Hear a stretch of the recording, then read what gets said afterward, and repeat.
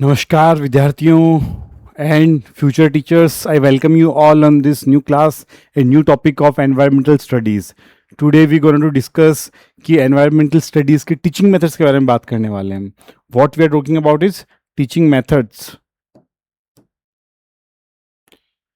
हम बात करेंगे EVS के टीचिंग मेथड्स के बारे में हम बात करेंगे. अच्छा, मैं आपको एक चीज़ क्लियर कर दूं कि हमारा जो ट्राई रहेगा वो रहेगा we work on the principle minimum effort maximum output, कि हम कैसे कम से कम एफर्ट करके हम ज़्यादा से ज़्यादा आउटपुट कैसे ला सकते हैं. तो इसके लिए, because this is a introductory class, मैं आपको दो तीन चीज़ बता देता हूँ. हम इन क्लासेस में सारे PYQs कवर करने वाले हैं और अपनी जो भी ये क्लासेस रहेगी it would be purely in English medium और सब PYQs के इर्द गिर्द ये सारे क्लासेस रहेगी और कंसेप्चुअल क्लियरिटी रहेगी इसके अंदर. हम एकदम कॉन्सेप्ट्स पे बात करेंगे. किससे बात करेंगे? हम कॉन्सेप्ट्स पे बात करेंगे. और मिनिमम एफर्ट मैक्सिमम आउटपुट के अंतर्गत क्या है कि आपको इंग्लिश मीडियम क्लासेस ऐप पे जाना है.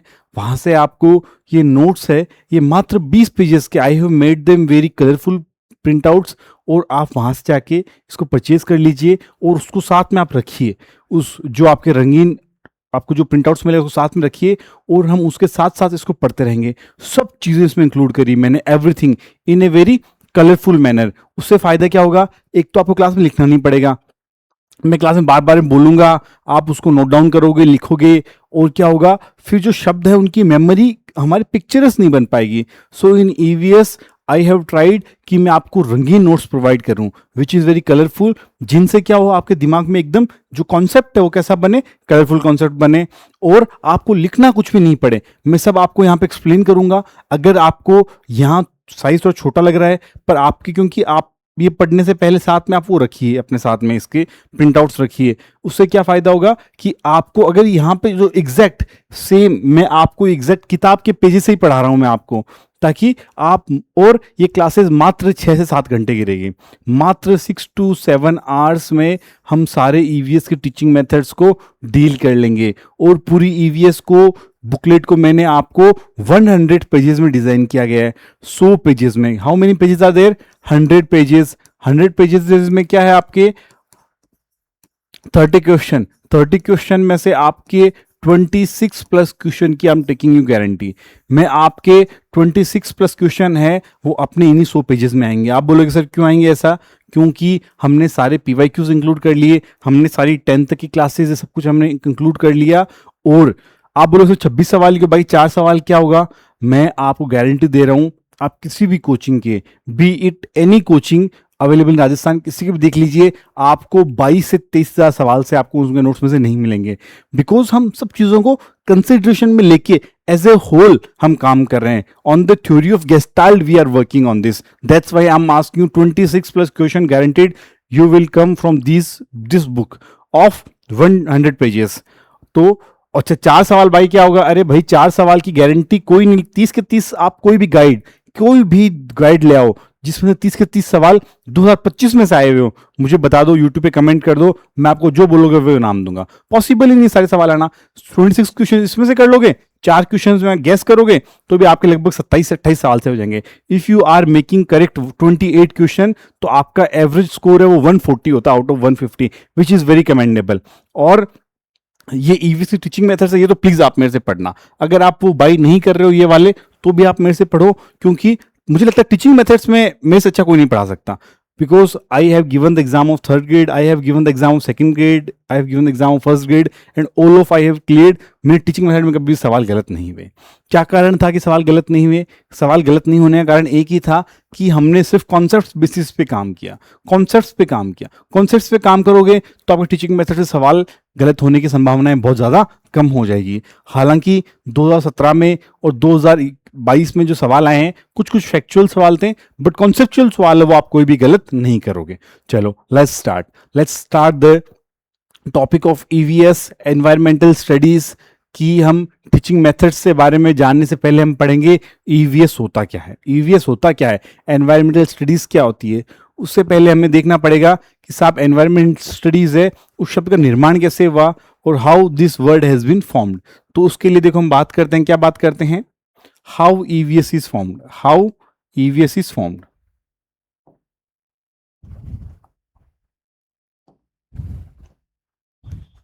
ईवीएस का निर्माण कैसे हुआ? ईवीएस का निर्माण दो शब्दों से हुआ है।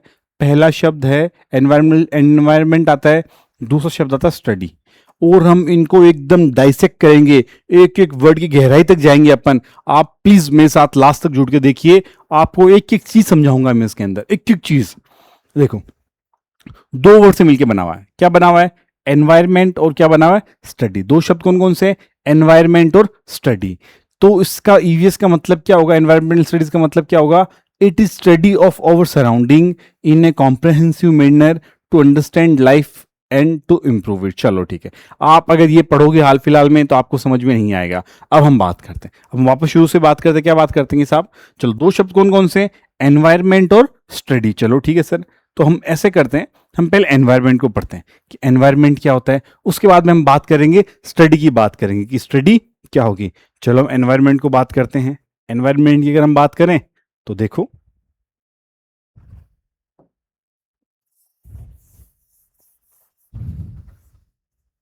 देखो वर्ड एनवायरमेंट, एनवायरमेंट शब्द है, वो शब्द कहां से आया हुआ है? वो शब्द आपके आया हुआ है फ्रेंच से। कहां से आया हुआ? फ्रांस से आया हुआ है। किस वर्ड से आया हुआ है? फ्रेंच के शब्द है, जिस जो उसका नाम क्या है? एनवायरोमियर। क्या नाम है? एनवायरोमियर नाम का वर्ड है, जो कि कहां से आया हुआ है? फ्रेंच से आया हुआ है। अच्छा, जनरली दो वर्ड आते हैं, हम कंफ्यूज कहां होते हैं? जनरली वर्ड आता है या तो लेटिन का होता है या फिर कहां का होता है आपका? रोम। रोम में तो कौन सी बात चलती थी आपके? रोम में चलती थी आपके, रोम में चलती थी आपके लेटिन चलती थी, और आपके ग्रीक वाला है वहां पे आप, ये आपके ग्रीस में ग्रीक चलती थी। ये जनरली दो भाषाओं के शब्द होते हैं, परंतु ये हमारा जो शब्द है वो दोनों भाषाओं का ही नहीं है। हमारा शब्द वो कौन, कहां से आया हुआ है? हमारा शब्द आया हुआ है फ्रेंच। ये झंडा की देश का है? फ्रांस देश का है। तो एनवायरमेंट कहां से आया हुआ है? फ्रांस से आया हुआ है। और इस एनवायरोमियर का मतलब क्या होता है? एनवायरोमियर का मतलब होता है सराउंडिंग और लुकिंग अराउंड। नेबरहुड, सराउंडिंग और लुकिंग अराउंड, मतलब हमारे आसपास की चीजें हैं, उसको हम क्या बोलते हैं? एनवायरोमियर बोलते हैं। एनवायरोमियर का ओरिजिनल मतलब होता है फ्रेंच में, वो होता है लुकिंग अराउंड। अच्छा, एक इंटरेस्टिंग बात बताऊं मैं आपको, कक्षा 3, 4, 5 ईवीएस कौन सी क्लास में पढ़ाते हैं? Class third, fourth and fifth में पढ़ाते हैं। फर्स्ट और सेकेंड में ईवीएस नहीं होती है। तो ईवीएस की जो बुक है हमारी एनसीईआरटी का, उसका नाम देखना आप उसका नाम देखोगे, आप पता चलेगा उसका नाम है लुकिंग अराउंड। क्या नाम है उसका? Looking around.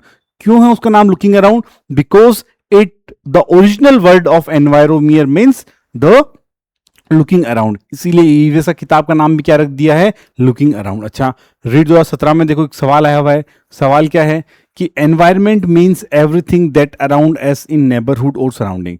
कि एनवायरमेंट का मतलब क्या होता है?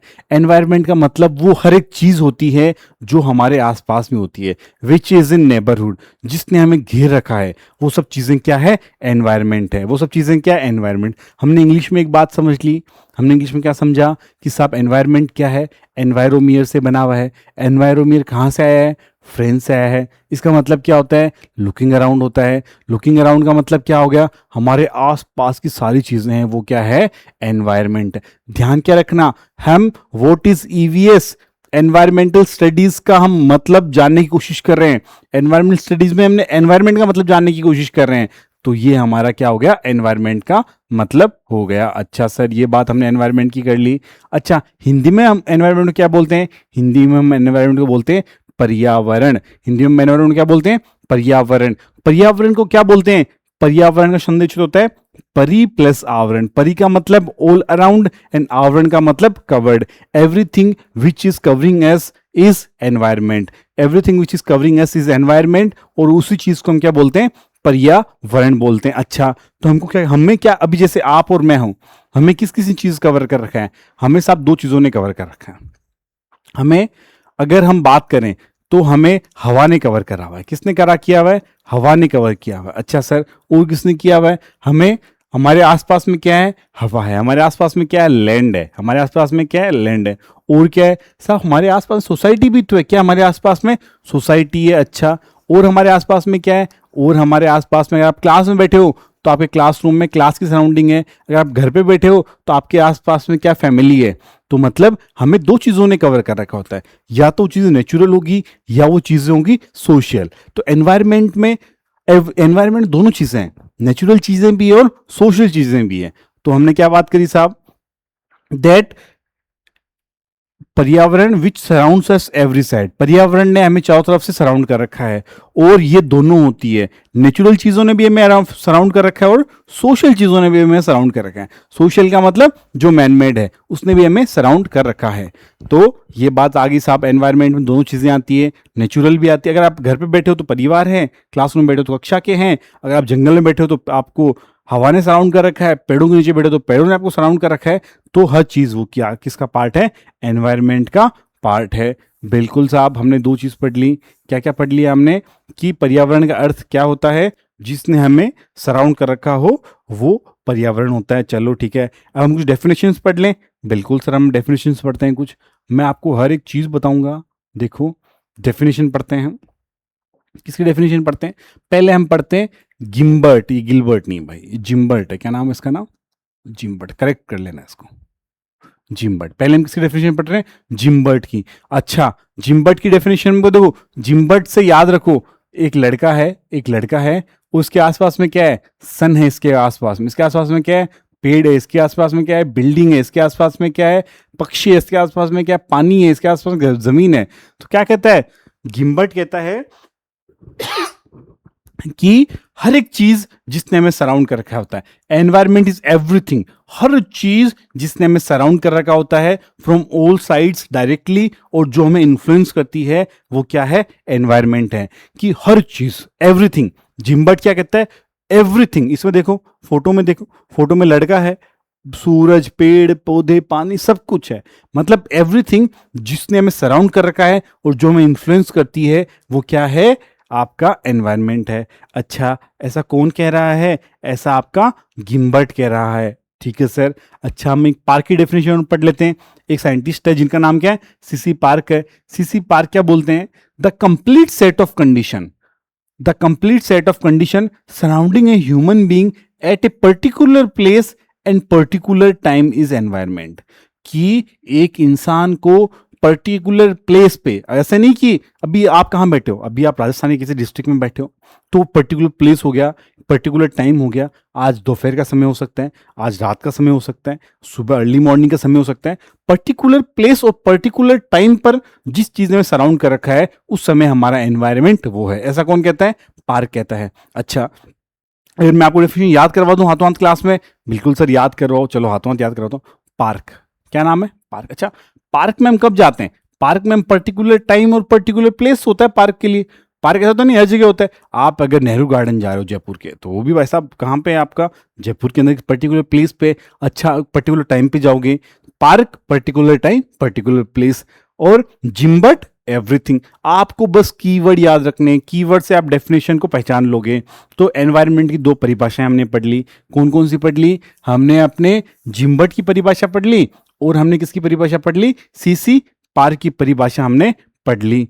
ठीक है सर। और क्या है, अब हम बात करते हैं, किसकी बात करते हैं, एक बार देखो, मैं आपको एनर्जी फ्लो के बारे में बताता था, थोड़ा सा एनर्जी फ्लो के बारे में बताता हूँ। देखो, एक सिद्धांत होता है एनर्जी फ्लो। क्या होता है, एक सिद्धांत होता है एनर्जी फ्लो, कि जो आपको, आप इकोसिस्टम में पढ़ा होगा आपने, अगर 11-12 में पढ़ा है तो, कि जैसे एनर्जी है, एनर्जी वो क्या होती है, एक एनर्जी ली और अगला जो फूड चेन में जो होती है वो सिर्फ 10% एनर्जी में सर्वाइव करता है, अगले के पास में उसका 10% जाती है। जैसे एनर्जी वाला, एनर्जी फ्लो एनवायरनमेंट में क्या होता है, ये सन है, ये क्या है, सन है, सन से एनर्जी ली, किसने एनर्जी ली, सन से एनर्जी ली प्लांट्स ने, किसने एनर्जी ली, प्लांट्स ने। कितनी एनर्जी ली, 100 एनर्जी ली। ठीक है सर। अच्छा, प्लांट्स को किसने खाया, प्लांट्स को खाया प्राइमरी कंज्यूमर्स ने। किसके खाया, प्राइमरी कंज्यूमर्स ने खाया। अच्छा, प्राइमरी कंज्यूमर्स ने खाया तो प्राइमरी कंज्यूमर्स को 100 की कितनी मिली, 10 मिली। कितनी मिली, 10 मिली। अच्छा, और ये प्राइमरी कंज्यूमर है कीड़ा मकोड़ा, इसको किसने खा लिया, मेंढक ने खा लिया, मेंढक को कितनी मिली, 1 मिली। ठीक है सर। अच्छा, मेंढक को किसने खा लिया, सांप को खा लिया, तो सांप को क्या मिला, 0, 1% एनर्जी। जो ओरिजिनल यहां पर 100% था और सांप के पास पहुंचते पहुंचते एनर्जी 0.1 हो गई, अच्छा। और ये सबसे टॉप कंज्यूमर होता है जिसको हम क्या बोलते हैं, डिकम्पोजर बोलते हैं। इसके पास पहुंचा तो 0.001% एनर्जी। जो एनर्जी पौधे में थी उसका 0.001% है, वो कहां पे पहुंचा है, हमारी लास्ट चेन में पहुंचा है, जो कि डिकम्पोजर है। अच्छा, ये मैंने आपको दो कारण से बताया। एक डिकम्पोजर क्या होता है, डिकम्पोजर वो होता है जो हमारी फूड चेन में सबसे लास्ट में होता है। ये क्या एक प्रकार की फूड चेन है ना। सन से किसने लिया, प्लांट ने लिया, प्लांट से प्राइमरी कंज्यूमर में गया, प्राइमरी कंज्यूमर सेकेंडरी कंज्यूमर में गया, धीमे धीमे धीमे धीमे कैसे हायरकी बनेगी। हायरकी में सबसे टॉप में होता है वो अपना कौन से होते हैं, डिकम्पोजर्स होते हैं। और ये अपना 90% एनर्जी यूज का सिद्धांत है। कितना यूज का है, 90%। मतलब 10% एनर्जी है वो तो अगले लेवल पे ट्रांसफर्ड होती है, और 90% एनर्जी है वो उसी लेवल में यूज हो जाती है। अच्छा, अब हमने ये भी पढ़ लिया, एनर्जी फ्लो का सिद्धांत पढ़ लिया हमने। हमने जो मैंने आपको पढ़ाया वो सब थ्योरी में यहाँ पे दे रखा है, आप नोट्स में एक बार इसको पढ़ लेना, एकदम एग्जैक्टली यही चीजें। ठीक है, अब हम बात करते हैं कि साहब एनवायरनमेंट की हमने परिभाषा पढ़ ली। सबसे पहले हमने पढ़ा एनवायरनमेंट किस भाषा का शब्द है, फ्रेंच भाषा का शब्द है, एनवायरोमियर से बना हुआ है। क्या कहा था गिम्बर्ट ने, क्या कहा था, गिम्बर्ट ने कहा था कि एवरीथिंग। पार्ट ने क्या कहा था, particular time and particular place. ठीक है सर, हमने बात पढ़ ली। तो क्या एनवायरनमेंट के भी कुछ कंपोनेंट्स होते हैं, एनवायरनमेंट के अलग अलग चीजों से मिलकर बना होता है। बिल्कुल, एनवायरनमेंट को मुख्यतः तीन चीजों से हम बना हुआ मान सकते हैं। कितनी चीजों से मिलकर बना सकते हैं, तीन चीजों से। पहला उसका है बायोटिक कंपोनेंट, पहला क्या होता है, बायोटिक कंपोनेंट। दूसरा आपका हो गया एबायोटिक कंपोनेंट, तीसरा आपकी होगी एनर्जी कंपोनेंट। अच्छा, बायोटिक, बायो का मतलब होता है ह्यूमन या लिविंग ऑर्गेनिज्म। क्या होता है बायो का मतलब, लिविंग ऑर्गेनिज्म। तो वो कंपोनेंट जो क्या होंगे, लिविंग होंगे, वो कौन से होंगे आपके, बायोटिक होंगे। वो कौन से होंगे, बायोटिक। बायोटिक में कौन कौन से होते हैं, अपने प्लांट्स होते हैं, एनिमल्स होते हैं, ह्यूमंस होते हैं, माइक्रो ऑर्गेनिज्म होते हैं, और कौन से होते हैं, डीकंपोजर्स भी होते हैं। जो मैंने आपको 90% वाली चेन बताई थी, वो मैंने आपको इसी कॉन्सेप्ट के लिए बताया था, डीकंपोजर्स क्या होते हैं। पहले क्या मानते थे, पहले बायोटिक में सिर्फ मानते थे प्लांट्स को और एनिमल्स को और माइक्रो ऑर्गेनिज्म को मानते थे, पर अब हम बायोटिक कंपोनेंट में डिकम्पोजर्स को भी शामिल करते हैं। तो एनवायरनमेंट के कितने कंपोनेंट, तीन कंपोनेंट। पहला कंपोनेंट कौन सा, बायोटिक कंपोनेंट। अच्छा, दूसरा कंपोनेंट कौन सा हो गया, एबायोटिक, मतलब जो जिसमें ह्यूमन का कोई भी इंटरफेरेंस नहीं है। अच्छा, कौन कौन से ह्यूमन का इंटरफेरेंस नहीं है, सब नॉन लिविंग फिजिकल फैक्टर्स है। जैसे कौन सा हो गया, लिथोस्फीयर, हाइड्रोस्फीयर, एटमॉस्फेयर। इनमें कोई भी ह्यूमन का इसमें कोई भी उसमें योगदान नहीं है। जैसे क्या बात कर दी, लिथोस्फीयर। लिथोस्फीयर किसको बोलते हैं, लिथोस्फीयर बोलते हैं जो जमीन पे हम चलते हैं, वो क्या होता है, लिथो। वो क्या होती है, लिथो की सरफेस होती है। तो क्या होता है लिथोस्फीयर में, लिथोस्फीयर में लैंड, सोयल और आपके रॉक्स, ये सब किस में आती है, लिथोस्फीयर में आती है। और हाइड्रोस्फीयर, और क्या है, हाइड्रोस्फीयर। हाइड्रोस्फीयर में क्या आता है, वाटर आता है। हाइड्रोस्फीयर में क्या आता है, अपना वोटर आता है सर। और क्या आ गया, एटमॉस्फेयर। एटमॉस्फेयर में क्या आता है, अपनी एयर आती है। अपनी क्या आती है, एयर। एक बहुत शानदार चीज बता रहा हूं अभी, आप अगर क्लास में यहां तक रुक गए तो समझना कि अच्छा, लिथोस्फीयर हमने पढ़ लिया, एटमॉस्फेयर हमने पढ़ लिया, और अपने हाइड्रोस्फीयर पढ़ लिया। सर बायोस्फीयर क्या होता है, देखो मान लो ये है जमीन, ये क्या है, जमीन, ये है लिथोस्फीयर मतलब जमीन वाला टुकड़ा। ये वाला हाइड्रोस्फीयर जहां पे क्या है, जल है। और ये वाला टुकड़ा कौन सा है, जहां पे अपना क्या है, एटमॉस्फेयर, जहां पे अपनी हवा है।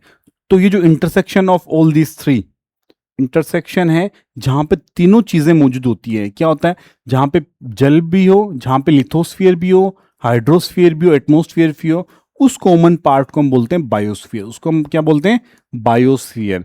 देखो बायो का मतलब जहां पे आए उसका मतलब लिविंग ऑर्गेनिज्म है, ह्यूमन से मान लो, मतलब ऐसी जगह जहां पे ह्यूमन रह सकते हैं उसको हम कौन सा बोलते हैं, बायोस्फीयर बोलते हैं। अच्छा, तो हमने दो कंपोनेंट पढ़ लिए, कौन कौन से पढ़ लिए, अपन ने बायोटिक पढ़ लिया। बायोटिक में कौन कौन से आ गए, आपका plants, animals, human, micro organism आ गए।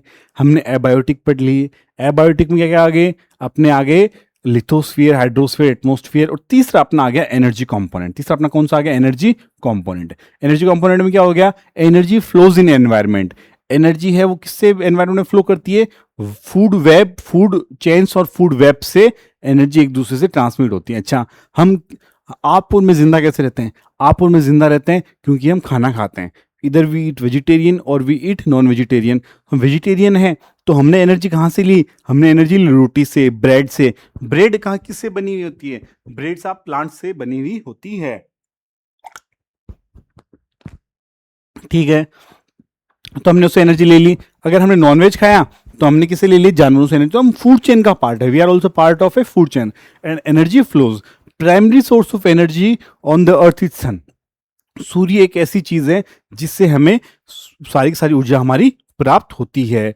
चलो सर, हमने ये चीज पढ़ ली। हमने क्या पढ़ लिया, हमने एनवायरनमेंट के बारे में एकदम डिटेल से पढ़ लिया, और हमने पढ़ लिया एनवायरनमेंट के पार्ट्स हमने पढ़ लिए, ठीक है। और टाइप्स कौन कौन से होते हैं एनवायरनमेंट के, हम उसके बाद में हम इसके बारे में भी डिस्कशन करते हैं। किस बारे में डिस्कशन करते हैं, हम टाइप्स के बारे में डिस्कशन करते हैं, ठीक है। देखो, एक इंसान हुए थे जिनका नाम था कूर्ट लेविन। जिनका नाम क्या था, कूर्ट लेविन। अगर हम जब मेंस में पढ़ेंगे तो हम कूर्ट लेविन के बारे में पढ़ेंगे कि उन्होंने एक्सेंट रिसर्च नाम का जो है, जो आपकी टर्मिनोलॉजी है, वो किसने दी हुई है, कूर्ट लेविन ने दी हुई है। बड़ा फेमस सवाल है, पेडागोजी में हमेशा पूछते रहते हैं कि जो आपका एक्सेंट रिसर्च है वो किसने दिया है, कूर्ट लेविन ने। कूर्ट लेविन का हम वो चीज़ बाद में आगे क्लासेस में पढ़ेंगे। अभी हम क्या पढ़ते हैं कि according to Kurt Layer, according to Kurt Lewin क्या है कि टाइप्स ऑफ एनवायरनमेंट है, वो एनवायरनमेंट के टाइप कितने। अभी तक हम कहाँ पढ़ रहे हैं, हमने शुरू कहाँ से किया था, हमने शुरू किया था एनवायरमेंटल स्टडीज से शुरू किया था। अच्छा, ईवीएस से शुरू किया था। ईवीएस से हम किस पे, एनवायरनमेंट पे। अभी हम सिर्फ एनवायरनमेंट के बारे में पढ़े, बात कर एनवायरनमेंट क्या हो रहा है। देखो, कूर्ट लेविन ने तीन तीन टाइप के बताए। कितने टाइप के, तीन टाइप के एनवायरनमेंट बताए। पहला उसने कहा फिजिकल एनवायरनमेंट है, natural environment.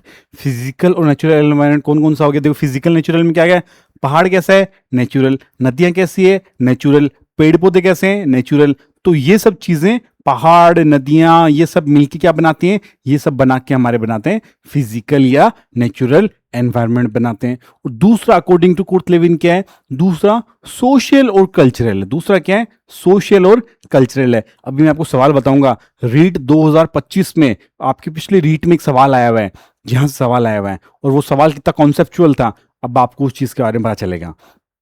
I discuss that question with you, please attention. यहां से सवाल आया हुआ पिछले साल, इस पिछले ही साल आया हुआ है, और वो सवाल लगभग 99% of the students got it wrong. 99% students ने उसको रॉन्ग किया था। कॉन्सेप्चुअल बेस का सवाल था।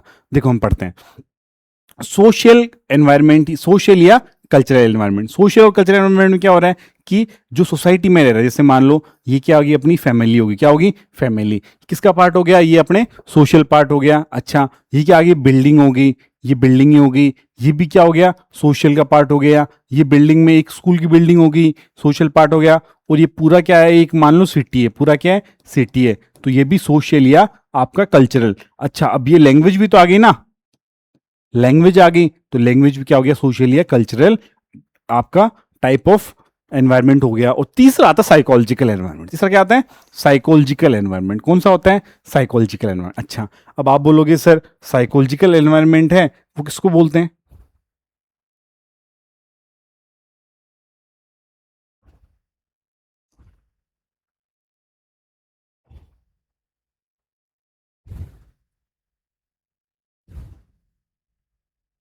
ये थोड़ा सा आपको मैं इसको थोड़ा सेट कर देता हूँ आपके लिए।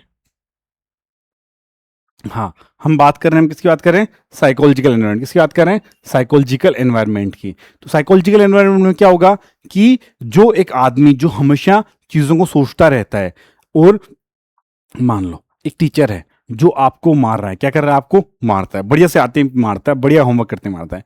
अब जैसे टीचर वो क्लास के अंदर आए, क्लास के अंदर आते हैं, तुम सब शांत होकर बैठ गए, तुम सब ओके हुए शांत होकर बैठ गए। क्यों, क्योंकि तुम्हें पता है कि टीचर आएंगे, वो आते ही हमें मारेंगे, हमें डांटेंगे। क्योंकि तो टीचर के साथ में क्या आ रहा है, उसका एक साइकोलॉजिकल एनवायरनमेंट के साथ में आ रहा है। और क्या हो रहा है, अगर जैसे मान लो अगर तुम कोई चीज में बहुत यकीन रखते हो, किसमें यकीन रखते हो, तुम ईश्वर में यकीन रखते हो, तो आप कहीं पर भी जाओगे, मंदिर दिखेगा तो आप वहां पे झुकोगे, मस्जिद दिखेगी तो आप वहां पे सजदा करोगे। तो वो क्या हो रहा है, क्योंकि वो हमारे साथ में एक हमारा खुद का एनवायरनमेंट चल रहा है, हम खुद पर पूर्वाग्रह से ग्रस्त है। अगर मान लो फुटबॉल का मैच हो रहा है, किसके बीच में मैच हो रहा है, आपका कैप वर्दे और भारत के बीच में मैच हो रहा है, तो कौन जीतेगा कैप वर्दे और भारत में से, कैप वर्दे और भारत में, ऑफकोर्स कैप वर्दे जीतने वाला है, ऐसा जनरली लोग सोचेंगे, क्योंकि cap Varde was a very strong candidate in the FIFA world cup. तो इसी हिसाब से हम सब में एक जो पहले से पूर्वाग्रह हम रख के रखते हैं, हर एक आदमी के साथ में एनवायरमेंट चलता है, उसकी सोच का एनवायरमेंट चलता है, उसको हम बोलते हैं फिजिकल एनवायरमेंट। क्या बोलते हैं? फिजिकल नहीं, सॉरी, साइकोलॉजिकल एनवायरमेंट। कौन सा एनवायरमेंट बोलते हैं उसको? हम साइकोलॉजिकल एनवायरमेंट हम उसको बोलते हैं। चलो ठीक है सर, हमने ये पढ़ लिया। अच्छा, अब हम सवाल डिस्कस करते हैं। अब हम क्या करते हैं? सवाल को डिस्कस करते हैं, जो कि आपके आया हुआ है। सवाल को डिस्कस करते हैं, ठीक है।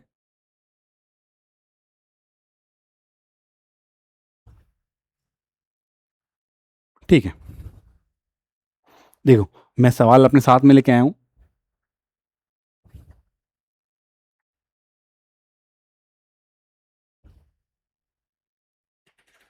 देखो, देखो, विच ऑफ फॉलोइंग, देखो क्वेश्चन क्या है, which of following is a main made, which of following is, which of following is component of, which of following is component of man made environment?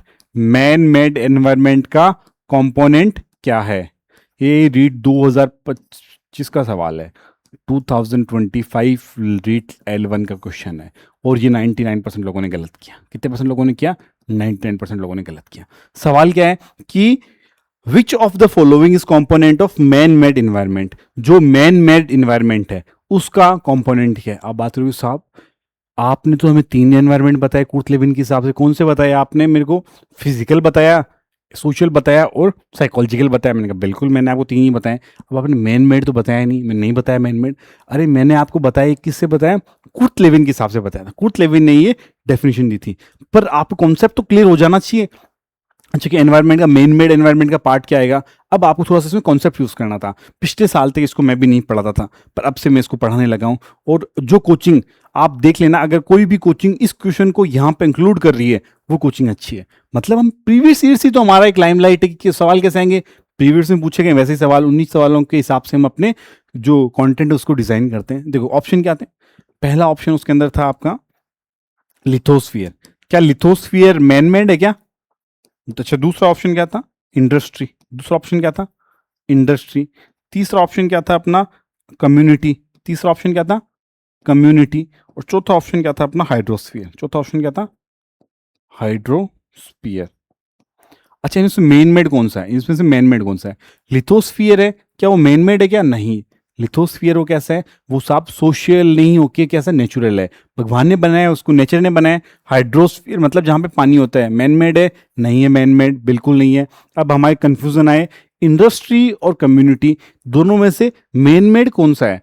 क्या कम्युनिटी मैन मेड है या industry man made है? अब यहां पे confusion आया और लोग यहीं पे गलती हुई थी लोगों से। देखो, कम्युनिटी क्या मेन मेड है क्या? अरे कम्युनिटी मेन मेड नहीं है, community social environment, social component हो गया। कम्युनिटी तो बहुत सारे लोग मिलके बना रहे हैं। इंडस्ट्री क्या है? इंडस्ट्री है वो मेन मेड है। इंडस्ट्री का मालिक क्या होता है? एक आदमी होता है इंडस्ट्री का मालिक। तो इसका आंसर क्या है? इसका आंसर है इंडस्ट्री। इसका इज द राइट आंसर। ये आपके 2025 का क्वेश्चन था, बहुत ही tough question, one of the toughest question of that paper was it. और ये हमने इसको समझ लिया कि ये कैसे सॉल्व हुआ। तो मैन मेड एनवायरनमेंट, इसका man made component of environment कौन सा हो गया? मैन मेड हो गया आपका इंडस्ट्री, मैन मेड हो गया। और मैंने आपको जो यहाँ पे सोशल कल्चरल है, इसके अंदर भी मैंने आपको देखो इंडस्ट्री दिया हुआ है, इंडस्ट्री दिया हुआ है यहाँ पे, देखो ये इंडस्ट्री लिखा हुआ है यहाँ पे बिल्कुल। ठीक है सर। अच्छा, हमने सब चीज़ें पढ़ ली, और ये हमने किसके बारे में पढ़ी? हमने अभी तक एनवायरनमेंट की बात करी थी, हमने स्टडी की तो कोई बात ही नहीं करी। चलो अब हम स्टडी की बात कर लेते हैं। स्टडी किसको बोलते हैं?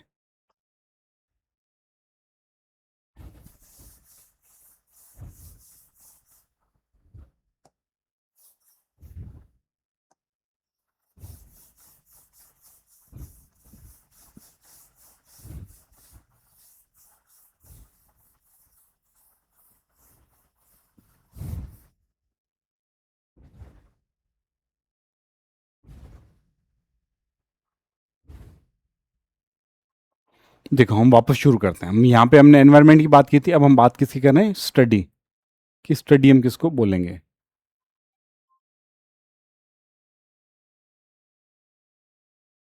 रुक जा भाई, रुक। अच्छा, स्टडी का मीनिंग क्या होगा? स्टडी का मीनिंग क्या होगा? Study means to acquired knowledge. क्या है? ए नॉलेज को एक्वायर करना। थोड़ा देखो, ध्यान रखना थोड़ा सा, ये भी यहाँ पे भी कॉन्सेप्चुअल है। स्टडी का मतलब क्या है? ए नॉलेज को एक्वायर करना, और नॉलेज को एक्वायर करके उसका प्रैक्टिकल यूज करना, वो स्टडी है। अगर आपने किताब में पढ़ा और आपने उसका यूज नहीं किया, if you haven't use it practically, तो वो स्टडी नहीं है। मतलब एक्वायर करना नॉलेज, और नॉलेज एक्वायर करने के कई मीडियम हो सकते हैं। हम पढ़ के कर सकते हैं, हम ऑब्जर्वेशन से कर सकते हैं, हम कोई दूसरा बता रहा है हम उसको सुन के ऑब्जर्व कर सकते हैं। कई तरीके से हम स्टडी कर सकते हैं। अच्छा, हम ऑब्जर्वेशन से सीख सकते हैं, हम पढ़ के सीख सकते हैं, एक्सपीरियंस सीख सकते हैं। और क्या हो गया? टू यूज दैट नॉलेज, और जो नॉलेज है उसका हमें यूज करना, कहाँ पे? अपने बिहेवियर और प्रैक्टिस में यूज करना ही क्या बुलाते हैं? उसको भी स्टडी बुलाते हैं। जो एनवायरमेंट स्टडीज, मतलब हमने जो एनवायरमेंट के बारे में पढ़ा, उस सबको हम अपने प्रैक्टिकल लाइफ में यूज कर पाए, उसी स्टडी को हम क्या बोलेंगे? एनवायरमेंटल स्टडीज बोलेंगे। बिल्कुल बोलेंगे साहब, उसी को एनवायरमेंटल स्टडीज बोलेंगे। और ये हमने किसका मतलब पढ़ा? एनवायरमेंटल स्टडीज का मतलब पढ़ा। और जो मैं आपको, ये जो पहला अपना है टॉपिक, ये ईवीएस का जो मैंने आपको सबसे पहला आपका टॉपिक दे रखा है, ये आप कॉन्सेप्ट ऑफ ईवीएस स्टडीज, ये हम थोड़ी देर बाद में पढ़ेंगे। थोड़ी देर बाद में समझ में आएगा कि इसका मतलब क्या होता है। मैं आपको ये भी पढ़ाऊंगा पॉइंट वन, पूरा स्कोप ऑफ एनवायरमेंट स्टडीज क्या है। चलो ठीक है, अब हम किसकी बात करते हैं? अब हम बात करते हैं कि साहब मीनिंग क्या है, ईवीएस का क्या है, मीनिंग क्या है।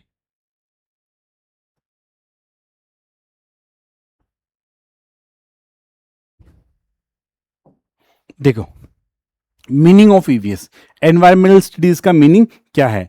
EVS lies in the meeting point of natural science. EVS एक ऐसा सब्जेक्ट है जो किससे बना हुआ है? जो कि आपका नेचुरल साइंस से बना हुआ है। नेचुरल साइंस का मतलब प्योर साइंस। नेचुरल साइंस का मतलब क्या है? Pure science. जो भी हमारे सब्जेक्ट है, physics, chemistry, biology, zoology, botany, ये हमारे क्या हो गए? प्योर साइंस के सब्जेक्ट हो गए, नेचुरल साइंस के। ऐसी साइंस जिससे हमें नेचर को समझने में मदद मिलती है, वो सारे सब्जेक्ट्स कौन से होते हैं? अपने नेचुरल साइंसेज होती हैं। और सोशल साइंस, सोशल साइंस होती है जो उससे हमें समाज को सीखने में मदद मिले, जिससे हमें समाज को समझने में मदद मिले, वो क्या होते हैं? सोशल साइंस होती है। तो ईवीएस किससे मिलके बना हुआ है? EVS is a conjunction of natural science and social science. देखो ये साइंस है ना, केमिस्ट्री या आपकी जूलॉजी, बॉटनी, मैं आपको एकदम डायग्राम से समझाया है, आपको पूरा पढ़ने की जरूरत ही नहीं है। अब डायग्राम देख के आपको समझ में आ जाएगा ईवीएस किससे मिलके बना हुआ है। ईवीएस आपका सोशल साइंस और नेचुरल साइंस, मतलब साइंस से मिलके अपना क्या बना हुआ है? ईवीएस बना हुआ है। अच्छा, ईवीएस बना हुआ है, इसमें मेन चीज क्या ध्यान रखनी है कि EVS is meeting point of natural science and social science through the local और रीजनल एनवायरनमेंट। ईवीएस का स्कोप है सर, बहुत इंपॉर्टेंट कॉन्सेप्ट है, you have to be very attentive about. EVS का जो आपका एरिया है वो क्या है? लोकल और रीजनल है। साइंस का एरिया है वो लोकल और रीजनल नहीं है। साइंस बहुत बड़ी हो सकती है, साइंस यूनिवर्स तक जा सकती है, पर ईवीएस के अंदर जो साइंस आएगी उसका दायरा लिमिटेड और लोकल एरिया तक सीमित होगा। सोशल साइंस भी बहुत दूर तक जा सकती है, विदेशों तक जा सकती है, और हमारी जो आपकी पॉपुलेशन स्टडीज समझने में भी जा सकती है।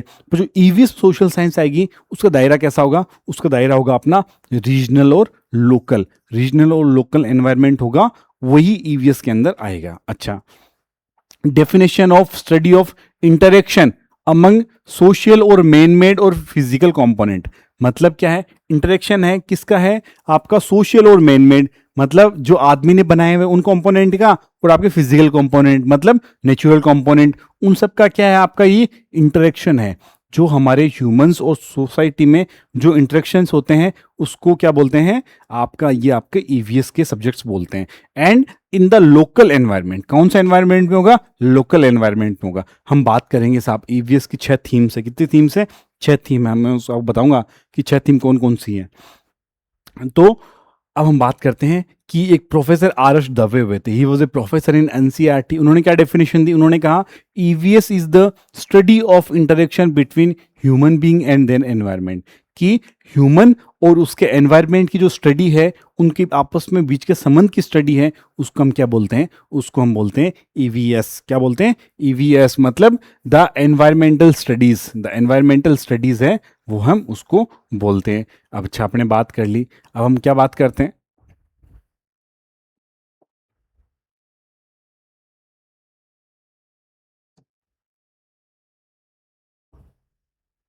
अच्छा, अब हम बात करते हैं कि साहब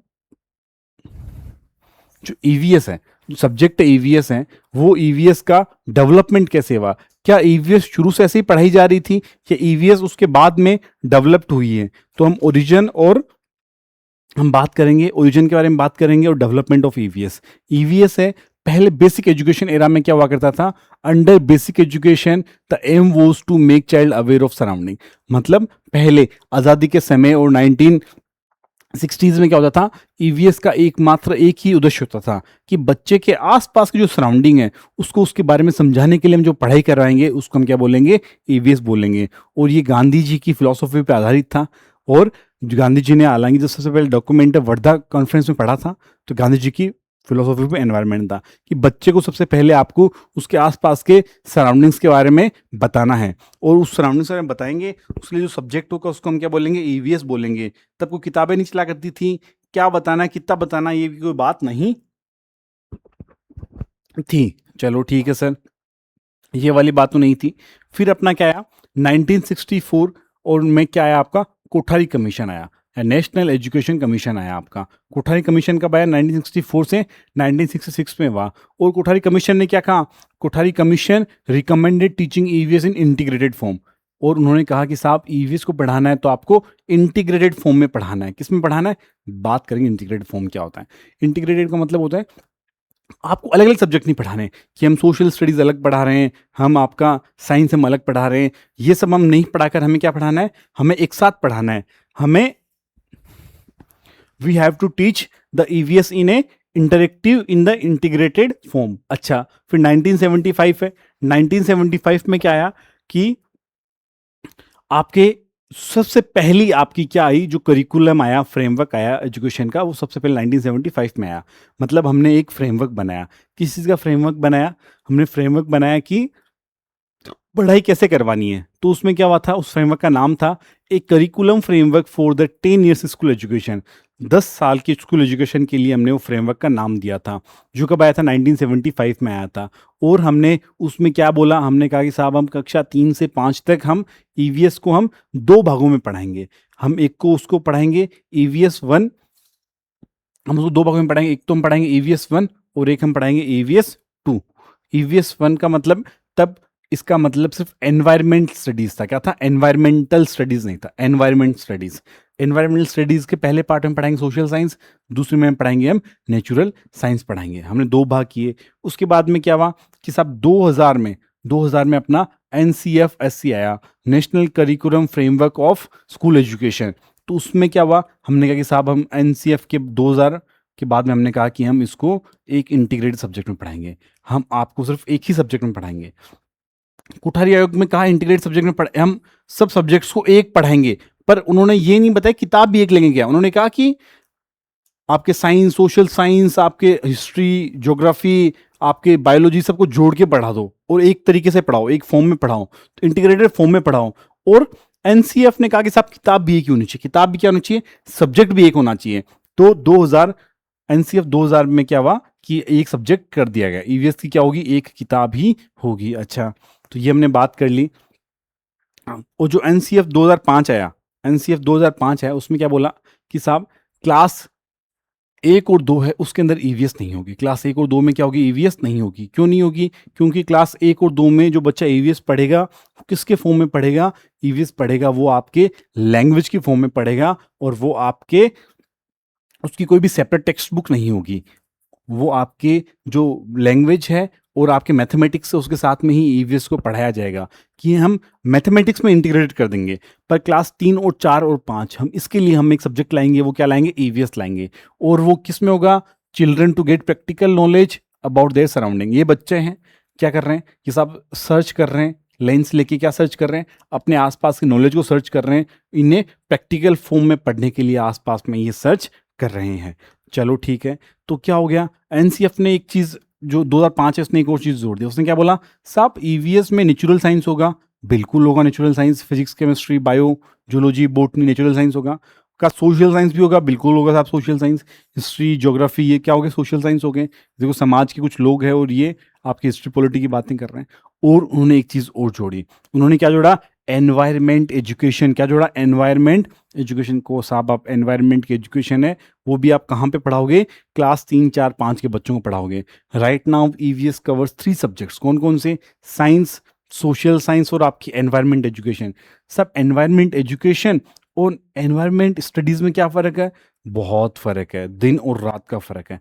एनवायरमेंट एजुकेशन है वो आपके सब्जेक्ट है जिसके अंदर क्या होती है, आपकी मास्टर्स होती है, एक प्रॉपर डिफरेंट एक इंडिपेंडेंट सब्जेक्ट है।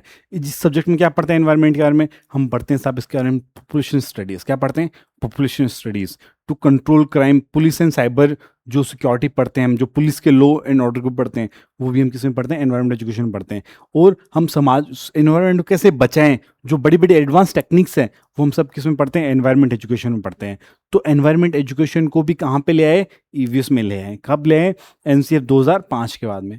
ईवीएस अब जो हाल फिलहाल में हम ईवीएस की किताबें पढ़ते हैं वो 3 सब्जेक्ट से मिलकर बनी है। कौन कौन से बनी है, नेचुरल साइंस, सोशल साइंस और आपके ईवीएस। और क्या हुआ, इन्होंने कहा कि साहब ईवीएस को क्या बनाओ, थीम बेस्ड सब्जेक्ट बनाओ। ईवीएस में क्या होनी चाहिए, थीम्स होनी चाहिए। कौन कौन सी थीम्स होनी चाहिए, उन्होंने 6 थीम सजेस्ट करी। कितनी थीम सजेस्ट करी, 6 थीम। कौन कौन सी 6 थीम सजेस्ट करी उन्होंने,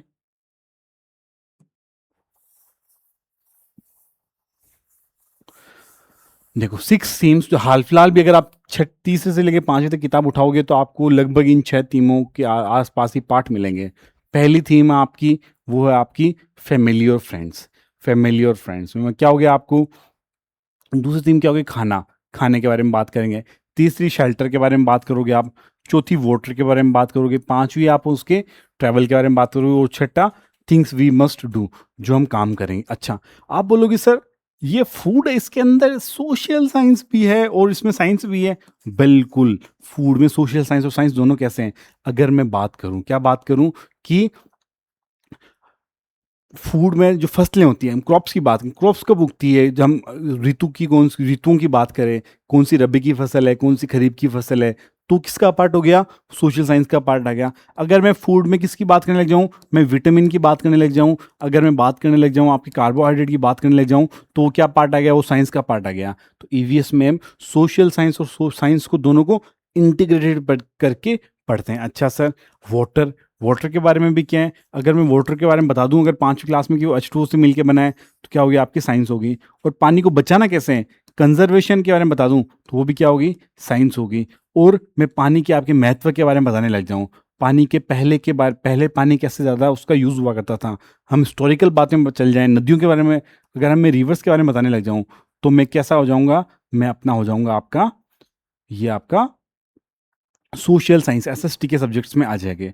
तो हर एक थीम है उसमें साइंस और आर्ट्स और एनवायरमेंटल स्टडीज तीनों को कवर करके इन्होंने सब्जेक्ट्स को, हमारी टेक्स्ट बुक को डिज़ाइन किया गया है। तो एनवायरमेंट ईवीएस में हम क्या चीज़ें पढ़ते हैं, ईवीएस में 3 चीज़ पढ़ते हैं। देखो यहाँ पे 3 चीज़ कौन कौन सी है, नेचुरल साइंस पढ़ते हैं, दूसरे में क्या पढ़ते हैं, सोशल साइंस पढ़ते हैं, तीसरी में पढ़ते हैं एनवायरमेंटल। देखो ये एनवायरमेंट है ना, पृथ्वी वृथ्वी बनी हुई है, ये आपका हो गया, ये आपके तीनों चीज़ें मिलके पढ़ते हैं। अच्छा, स्कोप क्या है आपका, ईवीएस का स्कोप क्या, लोकल स्कोप होगा। हम सिर्फ हमारे लोकल एनवायरनमेंट के बारे में ही जानेंगे। We will know about the, आपके सिलेबस में, ईवीएस के सिलेबस में टॉपिक है about the professions, about the tailoring, about the आपके, ये आपके कढ़ाई बुनाई करने वाले, कि ये सब लोकल सराउंडिंग्स में बच्चे ये सब देखते हैं। इसीलिए हमारी टेक्स्ट बुक डिज़ाइन की गई है, किस हिसाब से डिज़ाइन की गई है कि आपको लोकल एनवायरनमेंट को समझना है। चलो सब हमने बात कर दी, अब हम एक चीज़ और बात कर लेते हैं। ये आपके रीट में आया हुआ सवाल है। रीट में आया हुआ सवाल क्या आपका आया था, आपका सवाल आया था ICEE,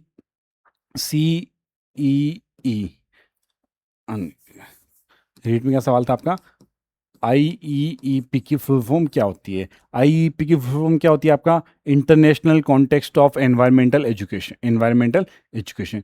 ये आपकी प्रोग्राम, सॉरी, हाँ, international environmental education program, IEEP, IEEP, international environment education program, ये आपका फुल फॉर्म हो गया। और ये क्या हो गया, ये बेसिकली पेरिस में बना हुआ है, फ्रांस में बना हुआ है। एक ऑर्गेनाइजेशन है जिसको 1975 में स्टार्ट किया था, यूनेस्को और यूएनईपी ने मिलकर बनाया है, और जिसको क्या हो गया, जिसका ये वाला लोगो है।